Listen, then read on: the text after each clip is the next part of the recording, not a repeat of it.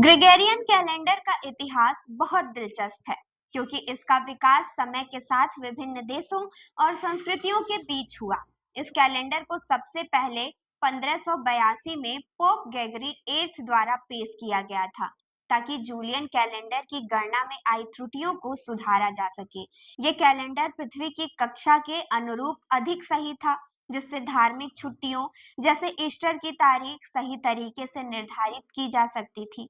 हालांकि ये बदलाव तत्काल नहीं हुआ और कई देशों ने इसे अपनाने में कई दशकों का समय लिया। तो अगर आप भी ग्रेगोरियन कैलेंडर के बारे में जानना चाहते हैं तो बने रहिए हमारे साथ। मैं हूं कंचन, आप देख रहे हैं इतिहास के किस्से कहानियों से जुड़ा ये प्रोग्राम दिन विशेष।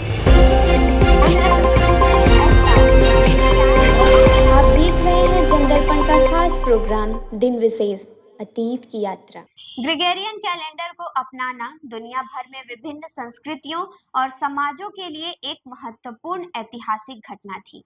ये संक्रमण पारंपरिक कैलेंडरों से समकालीन प्रणाली की ओर था, जो आज व्यापक रूप से इस्तेमाल होता है। 1582 में पोप ग्रेगरी 8 ने इसे लागू किया था ताकि जूलियन कैलेंडर में ईस्टर की गलत तारीख की समस्या को ठीक किया जा सके।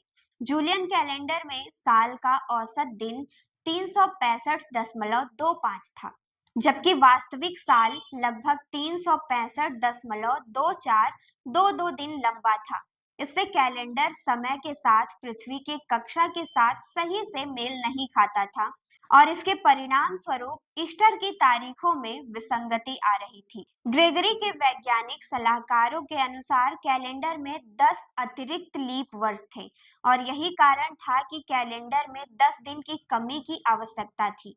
इस बदलाव का सबसे पहला असर कैथोलिक देशों पर पड़ा, जैसे फ्रांस, इटली, पोलैंड और स्पेन, जहां गुरुवार 4 अक्टूबर 1582 के बाद शुक्रवार 15 अक्टूबर 1582 आया। इसके बाद अन्य देशों ने भी समय के साथ इसे अपनाया। हालांकि कुछ देशों ने 20वीं सदी के मध्य तक इसे स्वीकार नहीं किया।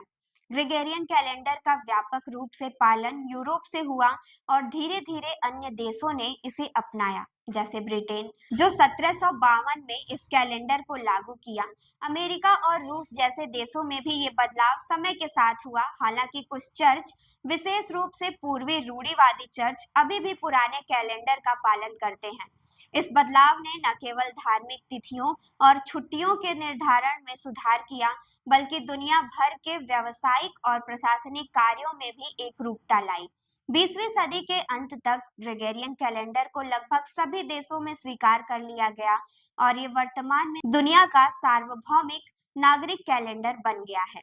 आपको ये जानकारी कैसी लगी, हमें कमेंट करके जरूर बताएं और देखते रहें जनदर्पण न्यूज। धन्यवाद।